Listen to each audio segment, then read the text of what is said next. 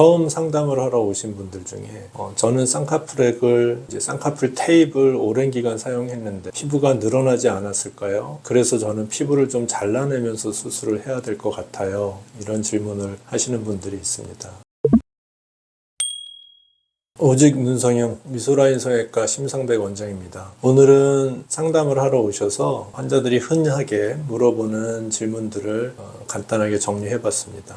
처음 상담을 하러 오신 분들 중에 저는 쌍꺼풀액을 쌍꺼풀 테이프를 오랜 기간 사용했는데 피부가 늘어나지 않았을까요? 그래서 저는 피부를 좀 잘라내면서 수술을 해야 될 것 같아요. 이런 질문을 하시는 분들이 있습니다. 쌍꺼풀 액이나 테이프를 사용한다고 해서 피부가 의미 있게 늘어나지는 않습니다. 피부가 그렇게 쉽게 늘어나지는 않으니까요. 다만 쌍꺼풀 테이프나 액 같은 것이 본드 같은 화학 성분의 물질이기 때문에 피부에 자극을 많이 줄 수가 있고 결국 피부가 좀 두껍게 변성되는 경향이 있습니다. 쌍꺼풀을 만들어야 될 자리에 피부가 두껍게 변성된다고 하면 아무래도 쌍꺼풀 수술을 하는데 도움이 되지 않겠죠. 또 수술의 한계도 생길 수 있고요. 어쩔 수 없이 쌍꺼풀 액 같은 것을 사용한다고 하면 사용을 절대 하지 말라고는 얘기하지 못하겠지만 사용하는 기간, 적용하는 시간을 좀 줄일 수 있으면 좋겠습니다. 예를 들어서 아침에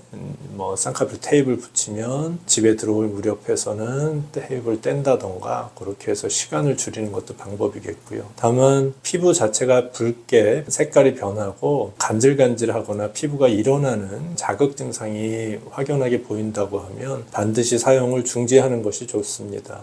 수술을 앞두고 쌍꺼풀 액을 또 계속 사용하시는 분들이 있는데 적어도 수술하기 전 일주일 정도는 사용하지 않는 것이 좋습니다. 본드 같은 성분이 계속 남아있으면 디자인할 때나 또는 수술을 하면서도 그 끈끈함이 수술을 방해할 수 있어서 일주일 전 정도에는 사용을 중지하는 게 좋겠습니다. 다음은 환자분들이 거울을 볼 때 눈의 크기하고 사진 속의 눈 크기가 달라요? 이런 질문도 하십니다. 거울을 볼 때는 눈이 그런대로 잘 떠지는 것 같고 또렷하고 이마의 움직임도 별로 없는데 사진을 찍은 걸 다른 사람이 촬영한 사진을 보게 되면 눈도 반뿐이 안 뜨고 있는 것 같고 이마도 심하게 움직이는 것 같은 그런 모습을 볼 때가 있습니다. 우리는 무의식 중에 거울을 볼 때 자기 자신의 가장 좋은 모습을 거울 속에 보여준다고 생각하시면 됩니다.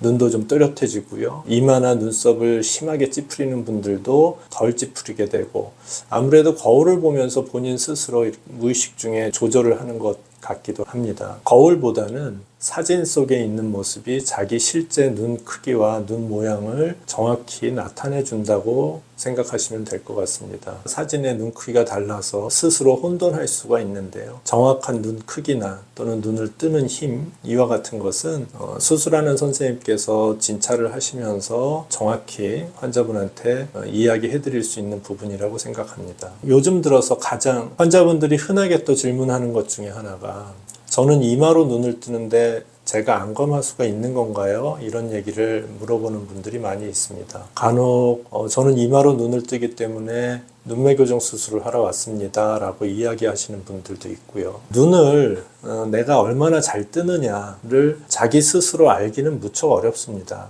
그 이유는 눈꺼풀 피부가 속눈썹을 덮고 눈꺼풀 피부가 눈을 덮고 있기 때문에 실제 자기가 가지고 있는 속에 있는 눈의 크기는 저 같은 성형외과 의사가 진찰을 하면서 정확한 걸 알기 전에는 본인 스스로 알기는 무척 어렵습니다. 제가 오랜 기간 동안 환자를 보면서 이마로 눈을 뜨는 환자들인 경우에 한 10명 중에 한두 명 정도는 실제 눈 뜨는 힘이 약한 졸린 눈을 가지고 있는 분들이 있고요. 10명 중에 8, 9분은 쌍꺼풀이 없어서 덮인 눈꺼풀 때문에 이마로 눈을 뜨는 경우가 많습니다. 때문에 이마로 눈을 뜨니까 나는 안검하수다. 그거는 너무 과장된 것이고요. 그러니까 쌍꺼풀이 없는 환자에서 대부분의 경우에는 쌍꺼풀이 없기 때문에 이마로 눈을 뜬다고 생각하시면 됩니다.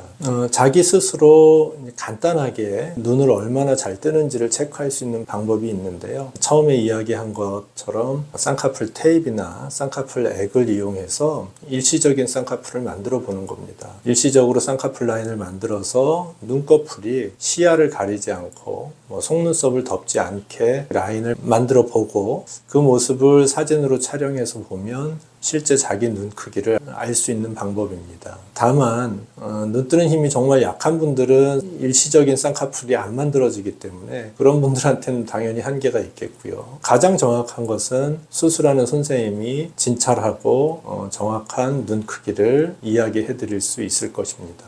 다음은 이제 환자분들이 쌍꺼풀에 대해서 이야기할 때 저는 인폴드를 원합니다. 세미 아웃이 좋아요. 인아웃으로 해주세요. 이런 요구도 하시고 이런 것에 대한 질문을 많이 주시는데요. 용어 자체가 많이 혼돈이 되는 것 같습니다. 어떤 환자가 말하는 인아웃하고 또 다른 환자가 말하는 인아웃하고 전혀 다른 걸 가지고 똑같은 인아웃이라고 표현하고 있거든요. 용어에 대한 정리가 정립되어 있지 않다 보니까 환자들 사이에 많이 혼돈이 있는 것 같은데 제 나름대로의 정의를 말씀드리면 인 또는 인아웃, 세미아웃 이런 것들은 쌍꺼풀에 처음 시작하는 라인이 파묻혀 있느냐 밖으로 떨어져 있느냐 이것을 가지고 이런 용어를 사용하는 것이 옳다고 생각합니다. 이와 같이 쌍꺼풀의 시작점은 자기 눈 형태에 따라서 잘 만들어지는 라인이 있고 해서는 안 되는 라인이 있기 때문에 이것에 대해서 좀 잘 알고 수술을 계획하시는 것이 좋은데요. 가장 흔하게 안구가 안으로 깊게 함몰되어 있는 경우에는 아웃폴드나 인아웃 같은 쌍꺼풀이 잘 안 만들어집니다. 인폴드가 자연스럽게 만들어지는 것이죠. 수술하지 않고 선천적인 쌍꺼풀이 있다라고 했을 때는 예외 없이 인폴드 쌍꺼풀이 작게 만들어지거든요. 때문에 함몰된 눈에서는 인폴드가 자연스러운 거고 아웃폴드는 무리한 수술이 될 수 있다고 생각하시면 되겠고요. 대표적으로 아웃폴드 쌍꺼풀 같은 경우에는 세 가지 정도의 조건에 따라서 부합이 돼야지 아웃폴드가 만들어진다고 생각을 합니다. 첫 번째는 눈을 잘 뜨는 환자한테 아웃폴드가 생깁니다. 물론 반대로 눈을 아주 덜 뜨는 안검하수인 경우에도 아웃폴드 같은 선이 생기는데 그런 경우에는 주름이 생기고요. 겹겹이 주름이 많이 만들어지고요. 일반적으로 아웃폴드 쌍꺼풀이 자연스럽게 생기기 위해서는 눈이 잘 떠지는 게 첫 번째 조건입니다. 두 번째는 안구가 돌출되어 있어야 됩니다. 최소한 함몰되지는 않아야 합니다. 안구가 앞으로 좀 나와 있으면 자연적으로 쌍꺼풀이 생겼을 때 앞에서 약간 떨어지는 앞이 좀 크게 만들어지는 쌍꺼풀이 만들어지기 쉬운 조건이거든요. 그래서 두 번째 조건은 안구가 돌출되어 있어야 되고요. 마지막 세 번째 조건은 몽고주름이 심하지 않아야 됩니다. 우리가 만들려고 하는 아웃폴드 쌍꺼풀하고 몽고주름하고 평행은 아니고 어긋나 있는 선이기 때문에 몽고주름이 발달되어 있는 경우에는 아웃폴드가 만들어지기 어렵고 만들어졌을 때도 상당히 어색한 모습이 만들어질 수 있습니다. 그래서 눈을 좀 잘 떠야 되고요. 눈이 돌출되어 있고 몽고주름이 발달되어 있지 않은 그런 분들한테 아웃폴드나 인아웃이 만들어질 수 있고 수술을 해도 잘 어울릴 수 있습니다. 이와 같이 자기 눈 조건이나 형태에 따라서 인폴드 또는 아웃폴드 이런 것들이 선택이 가능한지 아니면 조금 피하는 것이 좋은지 결정이 될 수 있는 것이고요. 본인 스스로 연예인 누구처럼 하고 싶다. 이것은 위험한 수술 계획일 수 있습니다. 이건 역시 수술하는 선생님하고 자세히 상담하면서 이야기 나누시고 결정하면 되겠습니다. 제가 흔하게 질문에 대한 간략한 답변을 드렸습니다. 도움이 되셨길 바라고요. 다음 영상에서 다시 만나 뵙겠습니다. 감사합니다.